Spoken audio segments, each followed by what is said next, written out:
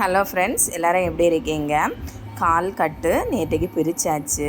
பையன் மெதுவாக நடக்கலாம் அப்படின்னு சொல்லிட்டு சின்ன பேண்டேஜ் போட்டு விட்டுட்டாங்க.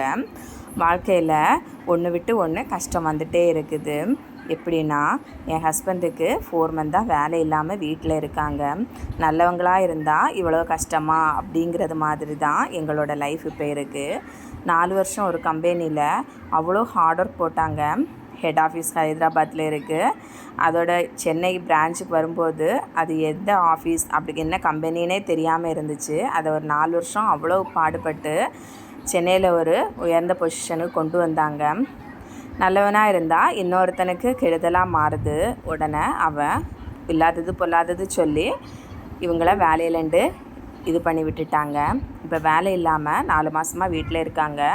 ரொம்ப கஷ்டமாக தான் இருக்குது. ஆனாலும் ஓகே பார்த்துக்கலாம் அப்படின்னு சொல்லிட்டு ஒரு ஜாபுக்காக தேடிட்டுருக்காங்க. அதுக்கெல்லாம் சைடாக ஏதாவது ஒரு பிஸ்னஸ் பண்ணலாம் அப்படின்னு சொல்லிட்டு யோசித்துட்டு ஒரு சின்ன ஹோட்டல் ஓப்பன் பண்ணுவோம் அப்படின்னு சொல்லிட்டு ஒரு ஐடியாவில் அதுக்கான ப்ராசஸிங் போயிட்டு இருக்குது. 1 வீக்கில் க்ளவுட் கிச்சன் அப்படின்னு சொல்லிட்டு ஸ்டார்ட் பண்ணலான்னு நாங்கள் வெயிட் பண்ணிகிட்ருக்கோம். இது எங்கள் பக்கத்தில் ஒரு பிள்ளைக்கு பர்த்டே. எங்கள் ஏரியா பிள்ளைங்க எல்லாருமா சேர்ந்து அவளுக்கு விஷ் பண்ணிவிட்டு அங்கே போய் ஃபன்னாக நல்லா ஜாலியாக என்ஜாய் பண்ணாங்க. என் பையனை பாருங்கள், அவனும் ரொம்ப என்ஜாய் பண்ணுறான். அவன் ஃபஸ்ட் டைம் இப்படி என்னை விட்டுட்டு தனியாக ஒரு பர்த்டே பார்ட்டியை போய் அட்டன் பண்ணியிருக்கான். எனக்கும் ரொம்ப ஹாப்பியாக தான் இருக்குது. அவன் இல்லைன்னா அம்மான்னு என்னையே ரொம்ப டிஸ்டர்ப் பண்ணிகிட்டே இருப்பான். எப்படா அவன் என்கிட்டேருந்து கொஞ்சம் நீங்கி இருப்பான் அப்படின்னு நினச்சிட்ருப்பேன். இதை பார்க்கும்போது ரொம்ப ஹாப்பியாக இருக்குது. ஓகே, பாய்.